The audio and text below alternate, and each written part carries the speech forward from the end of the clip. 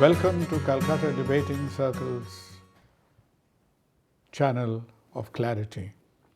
Friends, in recent times, the path of India as a country, of India as a democracy, is sort of going through a turbulence longer and more intense than what we had expected. A lot of issues have become jumbled up: polarization, partition, nationalism. The history seems to have created more confusion than given us a sense of facts. And who better to discuss these issues with us today? Professor Sugata Bose. To us, very affectionate Sugata. We have grown up in the city, watching him, listening to him.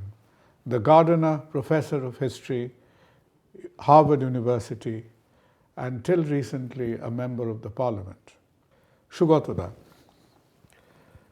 do you see that this sudden sort of exuberance to recognize the nation in various forms as a mother, the nationalistic resurgence as we are calling it today? Do you feel that this is directly contributed to the newfound atmosphere of intense polarization in which allegedly we are existing today?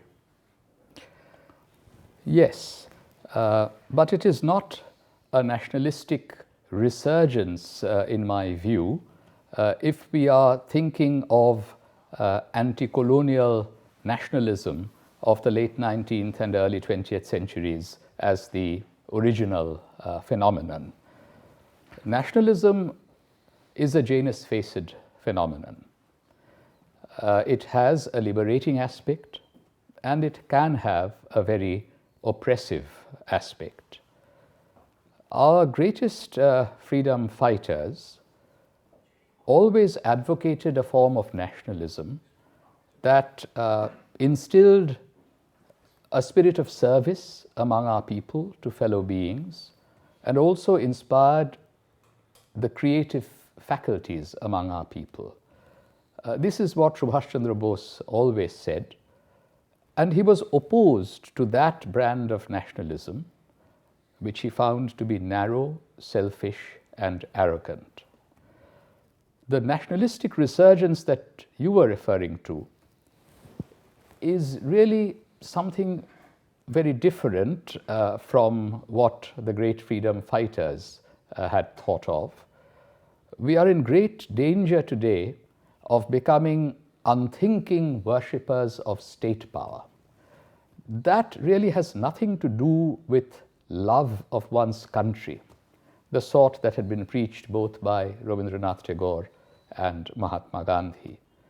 So yes, the chauvinism that has now replaced a more generous form of nationalism and religious bigotry that has replaced religious faith that we find among our common people have contributed to what you described as polarization between communities. And here I think the so-called majority community has a lot to answer for. Sure. Because they have to be more generous. Yeah, could I just interrupt you over there? I'm very tempted with the book that you have over here, The Nation as a Mother. If I remember in the initial part of the book, where you actually so interestingly you described that Bankim Chandra, in order to fill an empty page in Bongo Darshan, I think the spontaneity with which he penned Vande Mataram, later on incorporated in Anandamot. But it is alleged that if Anandamot was, say, in the perspective or inspired by the Shannashi Bidroho of that time, that didn't Bankim Chandra also, can we hold him guilty for fiddling with the goalposts and making the Muslims more of an enemy than the British, because that is something that dominates the narrative of Anandamot And subsequently, that is something which created a whole swarm of controversy with Vande Mataram itself. Well, Bankim Chandra Chattopadhyay was a complex personality. The song Vande Mataram is a beautiful evocation of the natural beauty of our motherland. I think a problem arose once he placed it in his novel Anandamot, which was dripping with anti-Muslim prejudice. It did, And yes. the apologia that has ever since been offered that Bankim meant British when he said Muslim has only added insult to injury. However, as Rabindranath was fond of saying, it was possible to detach the song from the context of the novel in which it was placed. So it was Rabindranath who first set it to music and sang it in the mid-1890s at a Calcutta session of the Congress. And you were mentioning my book, The Nation as Mother. I chose to put on the cover Abanindranath Tagore's painting, which was initially called Bongo Mata, later retitled Bharat Mata at the instance of Sister Nivedita, and offered by Bengal to the cause of the Indian nation as a whole. But this is such a tender image of a mother who holds the boons. Lacks the aggression. That's right. She holds the boons of food and clothing and learning and spiritual salvation in her hands. This is precisely a kind of image that would instill people to serve their country. There is nothing aggressive about it. It does not require any kind of prejudice towards other communities. Now, culture by itself never contributes to conflict. So, just as Vande Mataram, or the image of the nation as mother, inspired those who were in the freedom struggle in the early 20th century, so also there were Muslim symbols. Gandhi used both the charkha and the crescent during the non-cooperation and the Khilafat movement. When certain symbols get attached to the quest for power, that is what creates difficulties. So the Vande Mataram controversy really erupted in 1937. When the Indian National Congress did very well in the provincial elections, the Muslim League did poorly, and Vande Mataram was being used as a sign of triumphalism. And it is at that stage that Rabindranath Tagore and Subhash Chandra Bose and also Jawaharlal Nehru intervened and said that from now on, we will only keep the first verse of Vande Mataram as our national song, because in the later verses, there is reference to Durga, Twang hi Durga Dasha Praharana Dharini, and even though that too is quite beautiful, it is not appropriate for national meetings. True. So that was the compromise that was struck in 1937. Let's kind of jump ahead in time a little bit, Sugata. You see, in some of this argument and counter-arguments that dominates the left liberal and the strong right of today, one of the things that gets mentioned repeatedly is, look, none of this polarization or none of this differentiation would have happened if not for the abruptness with which the Muslim lobby or the Muslim League per se in the early 1900s suddenly hoisted themselves up, claiming to be very different from the rest of the nation's population. So would you find any credibility, in authenticity, in putting the blame of the initial demon of polarization or distinction in the door of the original masterminds of that politics, where the Muslims were identified as a group, a vote bank, a lobby, and kind of separated from the rest of the Indian ethos? Well, if I were to blame anyone, I would place the bulk of the blame on our British colonial masters, who decided that they were going to enumerate Indian society by privileging the religious distinction. But Sugata, we gave in to that, didn't we? We did give in to that, but no one would have thought of a majority and a minority Right. defined on the basis of religion until the British started doing it in the late 19th century, and then they introduced separate electorates Right, on a yes. religious basis from 1909 onwards. Now, there may have been some Muslim leaders, including the original founders of the All India Muslim League yes. in 1906, who played into the hands of the British at that time during the Swadeshi movement. But for much of our freedom struggle, there was also a quest for Hindu-Muslim unity on both sides, and a great deal of success was achieved on that front too. If you think about Mahatma Gandhi's first major All India mass movement between 1919 and 1922, nonviolent non-cooperation and the Khilafat movement happened together. But wasn't Khilafat a kind of a thorn in the side of Gandhi's philosophy, where people, his critics, many of them, of different size, shapes and forms, who have constantly held it against Gandhi, that Khilafat was the first card of vote bank politics played in Indian history. Would you agree with that? It was largely purposeless, as it was said in the contemporary Indian situation. It had no relevance, people used to say, that protesting against what happened in the Ottoman side of affairs and highlighting it in the Indian political scene was A, irrelevant, and B, the only thing it ever did was highlighted a kind of Muslim factor which hitherto did not exist. That is not a criticism which I consider to be on the mark. Fair enough. Yeah. We are talking about a period in our history when the discourse was on Hindu-Muslim unity, and beyond that, unity among all of the different religious communities of India and the different linguistic regional groups as well.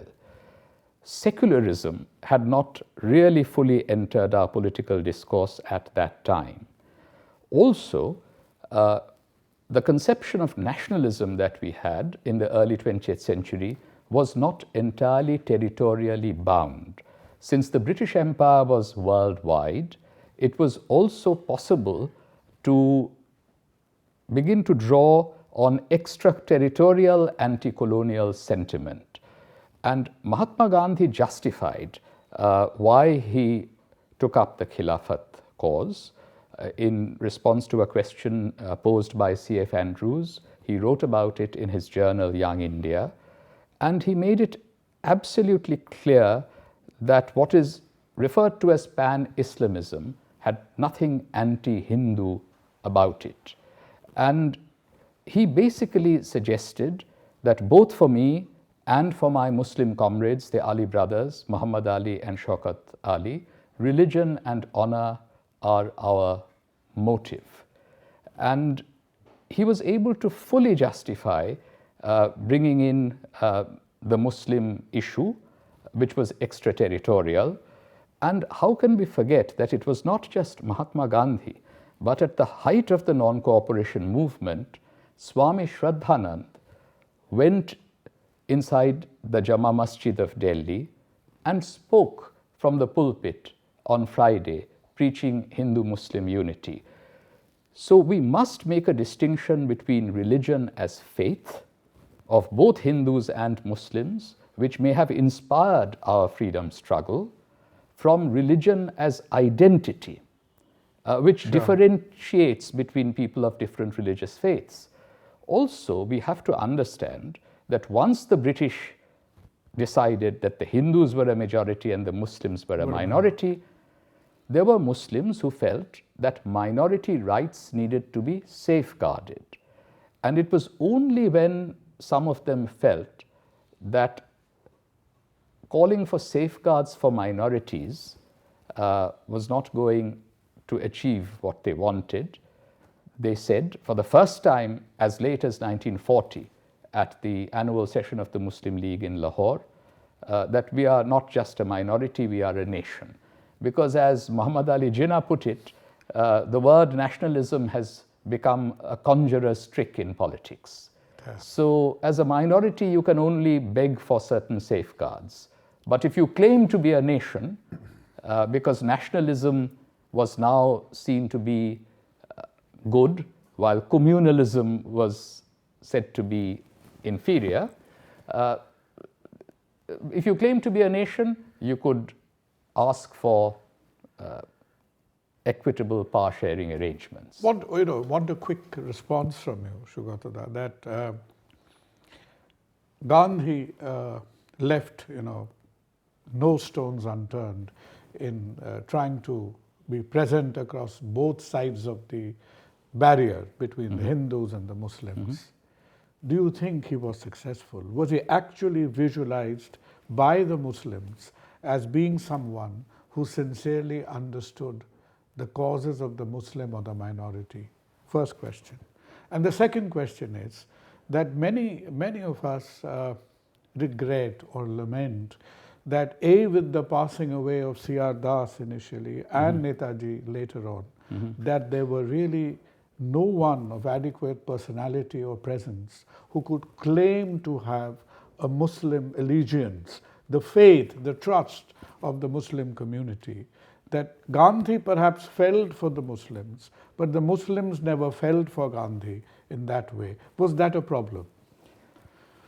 Mahatma Gandhi genuinely believed in Hindu-Muslim unity. He wanted to give equal rights to people of all different communities. He did have a lot of Muslim support, especially during the non-cooperation movement. There were the Ali brothers, whom I just mentioned.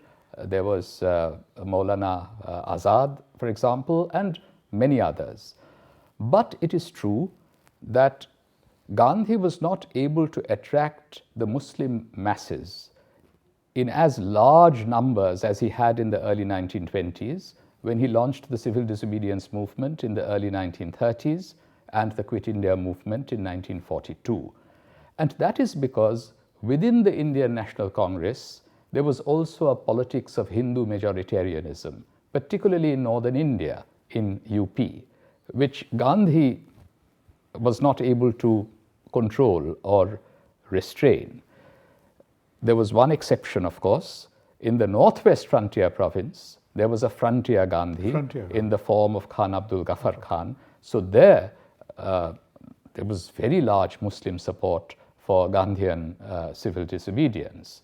And that is why we find that in the period from 1945 to January 1948, Gandhi is constantly referring to the legacy of the non-cooperation movement and to the Azad Hind movement, that Netaji had successfully united Hindus, Muslims, Sikhs, Christians in his Indian National Army, and that is the ideal we should follow. And I think he missed Netaji in those final years, because it's only the two of them together who might have been able to avert partition. You mentioned Deshabandhu Chittaranjan Das, who sadly passed away in 1925. We are now observing the 150th anniversary of his birth.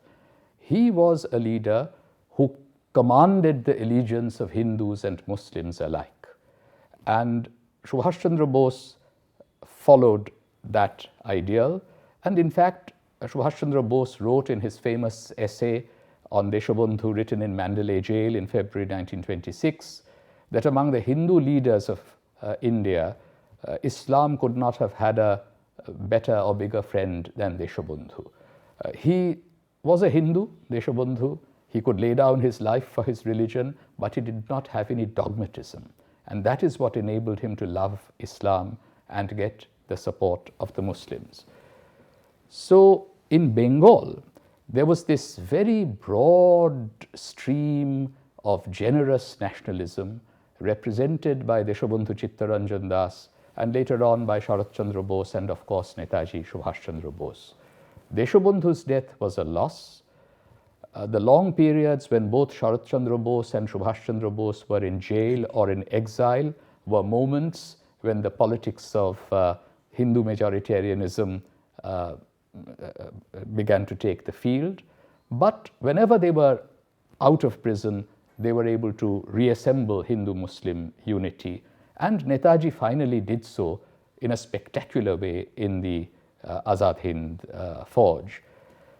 And his loss in August 1945 was a terrible one, because that was one leader who had the complete trust of all of the religious communities and regional groups of India. So if there was to be a power sharing arrangement once the British left, he could have achieved it. I mean, with Netaji being away for reasons, we will do a separate section with you another day on sort of Gandhi, Netaji aspect. That's a subject in itself. With Netaji being away, with Gandhi having his share of difficulties, do you feel that the rest of the Congress polity was really sincere towards this thing of Hindu-Muslim unity, in trying to avoid partition sincerely? Was it just a lot of lip service to this cause, or was there actual sincere in the strategy and the effort that, of course, Muslim League had a very single-ended kind of agenda, but was Congress sincere in trying to build bridges? I have to sadly say that at the end of the day, the Congress was not sincere. Right. The Congress leadership of that time, represented by Jawaharlal Nehru and Vallabhbhai Patel, they may have other differences on economic policy, but they decided that they wanted to inherit the strong unitary center of the British Raj. If partition was to be averted, two things needed to be done. One was to give the provinces a good deal of autonomy, including the Muslim majority provinces. I mean, are you referring to the cabinet missions format? Yes. Ultimately that took the form of the cabinet mission plan. The three-tier system. The three-tiered system. The Muslim League accepted the cabinet mission's federal plan and gave up a demand for a separate sovereign Pakistan on that basis. So in order to reassure the Muslims in provinces where they happen to be in a majority, slight majorities in Bengal and Punjab, but bigger majorities in other northwestern provinces, one needed to give a good deal of provincial autonomy. And the other was there had to be a share of power given to the Muslim League at a federal center. But this, the machine politicians of the Congress, Nehru and Patel, were not prepared to give. Gandhi was open to the idea. As you know, he even said that Jinnah could be the prime minister of a united India in April 1947. Subhash Chandra Bose had said that much earlier. In June of 1940. So it was not a question of state power for them. They were prepared to be large-hearted in order to preserve the unity of India. At the end of the day, the Congress High Command of that time elbowed Mahatma Gandhi aside, and they were prepared even to pay the price of partition along religious lines in order to take power at the strong unitary center being left behind by the British Raj. It is not that there weren't a few other leaders of the Congress who were truly sincere.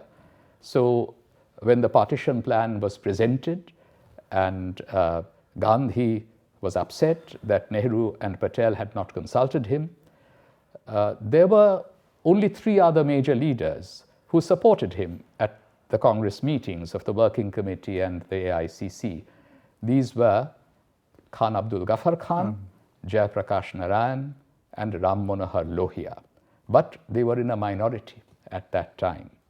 Nehru and Patel were calling the shots. You see, Nehru's response to the cabinet mission plan, where I believe he changes his mind. Yes, it was a very irresponsible statement to give. How did people of that era react to it? Wasn't that a earth-shattering event for It was. Maulana Azad had been the president of the Congress, and he and the other leaders of the Congress and the leaders of the Muslim League had come to an agreement on the cabinet mission plan. I believe the day before they had agreed. They had. And as Mahatma Gandhi put it, the cabinet mission plan was not perfect, but this is the best plan that the British could produce under the circumstances, as he put it. And this was one good way of keeping India united, not have a tragic partition along religious lines. Nehru took over as Congress president from Azad, and on the 11th of July of 1946, he made a statement saying that grouping may not last, the grouping of provinces. That is, the federal system conceived by the cabinet mission may not be kept after some years. That was the basis on which the Muslim League had accepted the cabinet mission plan. And the Muslim League responded by calling for direct action. And that resulted in a terrible carnage in Calcutta and in other cities. And things just went completely out of control in the localities and the regions of India, further closing the options available to the political leaders at the top to come to a settlement. Punjab didn't even have an administration in that era. Very interestingly, Punjab still had a Congress, Unionist Party, Panthic Sikh coalition government. The Muslim League were not able to form a government in Punjab even after the 1946 elections. So initially, you did not see a great deal of violence in Punjab. Terrible things happened in Bengal, in Bihar, elsewhere in India. But from March 1947, things went completely out of control in Punjab. That coalition ministry that I mentioned collapsed. What happened was that Clement Attlee, the British Prime Minister, announced on the 20th of February 1947 that the British would quit India by 30th June 1948 at the latest, come what may. As soon as that happened, the Hindu Mahasabha called for the partition of Punjab and Bengal. On the one hand, they spoke about Akhand Bharat, but in practical terms, they were the first to insist on the partition of the two key provinces of Punjab and Bengal. And to everyone's shock and surprise, the Congress followed suit. Nehru, as president of the Congress on the 8th of March 1947, said that Punjab will have to be partitioned and suggested that the principle of partition may have to be extended to Bengal as well. Now, there were still possibilities of keeping Bengal united because there were Bengali leaders, Sharat Chandra Bose, Hossein Shahid Sohrawardi, Abul Hashem, who came to an agreement that perhaps we can keep Bengal united. Jinnah and Gandhi supported that plan initially. Mountbatten recorded two statements as late as 28th May 1947. According to broadcast A, both Punjab and Bengal would be partitioned. According to broadcast B, only Punjab, but not Bengal, because the Hindu and Muslim leaders have come to an arrangement. A new coalition government will be formed in Bengal. What happened? Mountbatten came back to Delhi from London, and on the 30th of May, Nehru and Patel vetoed the Bengal exception. Now, if the Bengal exception had been allowed, there could have been other exceptions too. What about the Northwest Frontier Province, where there was a Congress government in office? That could have been kept outside of Pakistan, possibly. But that desire for power at a strong center meant the creative efforts to preserve the unity of the country had to be abandoned.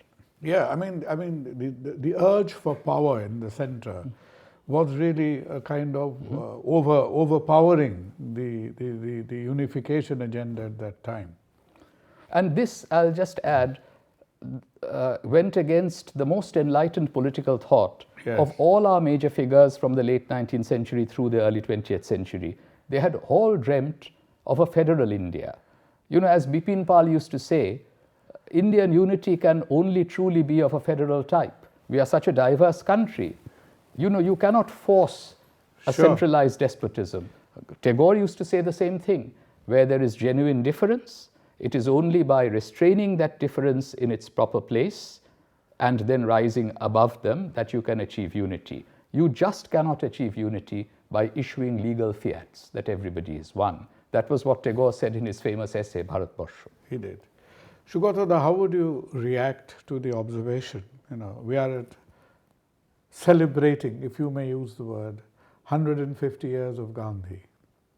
It is said, the nearer India came to independence, the more irrelevant Gandhi became to the plan of the new Indian statehood.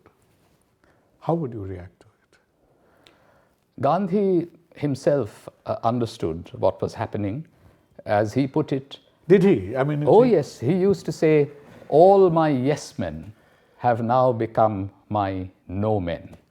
All of his close lieutenants, including Nehru and Patel, who would always obey his orders before, were now ignoring him, flouting his directives. So I think what happened was that in the winter of 1945... Can I just make Yes. an interruption here? When it was necessary, in some ways he stood up, not some ways, in more than some ways, he stood up to Subhash. But he did not exercise that same privilege of moral authority he had in the Congress when it came to Nehru, the Nehru-Patel axis going against the Gandhian philosophy. So wasn't that a contradiction in leadership of Gandhi at that stage?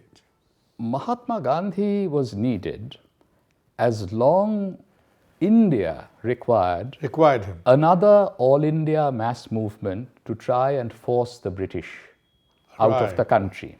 So So he was not needed at that stage. when he was having his tussle with Subhash Chandra Bose in 1939, what was it all about? Subhash Chandra Bose was asking him, please give the call for another Yes. mass movement. Yes. And he was saying the country is not ready. In the winter of 1945-46, over the Red Fort trials of the INA officers, there was that final mass upsurge throughout the country, after which the British realized that they would not be able to rely on Indian soldiers anymore to hold their empire, and they could not even rely on Indians in their other services. Netaji had succeeded in replacing the loyalty of Indians to the King Emperor with a new loyalty to the cause of India's independence. So by about February of 1946, it was clear that the British would quit. That's about the time that the cabinet mission was I sent. mean, they almost quit yesterday, so as to say. Yes, I mean, but they did, until the INA trials, they still felt that they could hold on to India. So that was the tipping factor. That was the tipping point, because they were saying that we'll Indianize the administration a bit more, but they hadn't decided that they would leave until they saw the writing of the wall during the mass upsurge surrounding the Red Fort trials. Now, after that, the issue was, how is power going to be shared once the British quit India? Gandhi is not required if another mass movement is not needed. required, yeah. And it's in that context that his erstwhile lieutenants were able to shunt him aside. Now, there were those who felt, like you do, and for example, my grandfather, Sharat Chandra Bose, had pleaded with Gandhi that even now, he was saying, if you raise your little finger, True, yes. partition might be averted. And Gandhiji was saying that partition will be over my dead body. But so those who felt that Gandhi could still deliver were disappointed. But we must also understand the larger context in which a man, even as great as Mahatma Gandhi, could not enforce his will. He was being defeated by the larger forces of history that had been unleashed. Well, it's all, I mean, it's so profoundly tragic that an apostle of nonviolence lives through a phase of time when he sees hundreds and thousands of dead bodies, enacted in the drama of independence. So it was the singular defeat of the philosophy of nonviolence, if there was to be one, in one hand, and the secular unity was also defeated in partition. Yes, at a broad level, that is true. But Gandhi tried his best. He went to Noakhali, Bihar, putting out the flames, applying a healing balm. And we in Calcutta must be grateful to him that he spent Independence Day here. Yeah.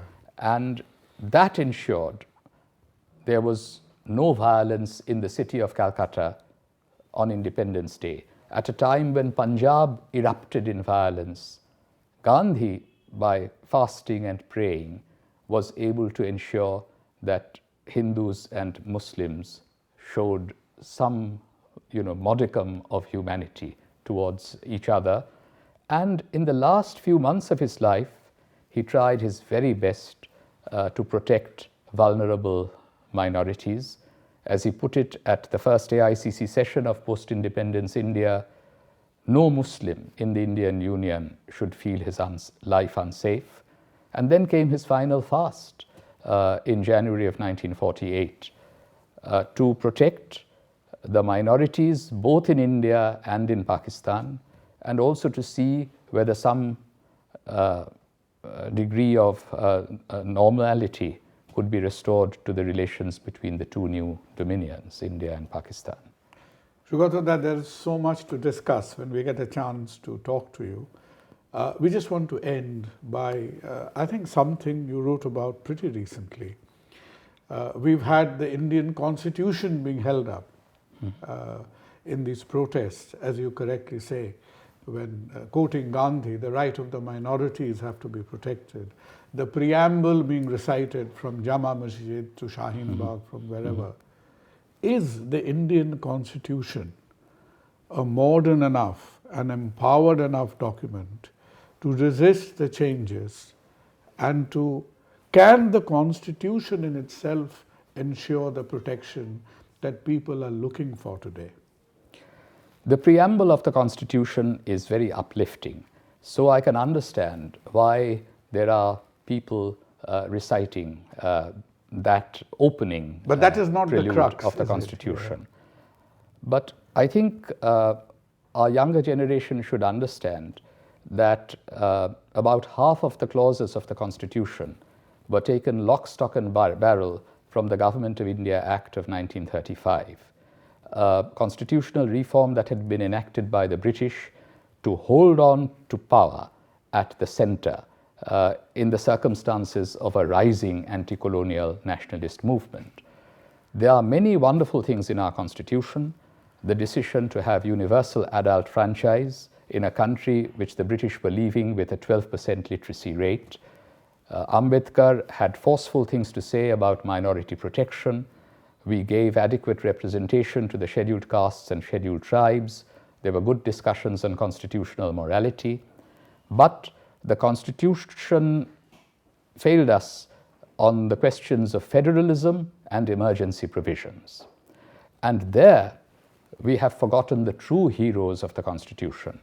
Ambedkar said in his final speech in the Constituent Assembly that the Constituent Assembly would have been very dull if everyone had subscribed to party discipline. And he said, thankfully, there were many rebels. And he mentioned 6 or 7 of them. And the first name that he mentioned was of Dr. Hari Vishnu Kamath, who was a very close associate of Subhash Chandra Bose in the 1930s. Kamath and others brought very far-sighted, enlightened amendments when emergency provisions were being discussed and when federalism was being considered. And Kamath had pointed out that the emergency provisions which we had put into our Constitution could not be found in the democratic constitutions anywhere else in the world. The only example that he could find was of Article 48 of the Weimar Constitution, which Hitler had abused to turn a democracy into a dictatorship. Unfortunately, the true heroes of the Constitution have been forgotten. These dissenting voices who thought that we should have a genuine democratic constitution. So I would urge the younger generation to read the speeches in the Constituent Assembly made by Hari Vishnu Kamath and all of the other names that Dr. B.R. Ambedkar lists as those who contributed to the constitution making, but whose suggestions were not accepted, all of whose amendments on emergency provisions and federalism were negatived, if I may use the parliamentary jargon. And my grandfather, Sharat Chandra Bose, had described the emergency provisions taken straight out of the Government of India Act of 1935 as a time bomb.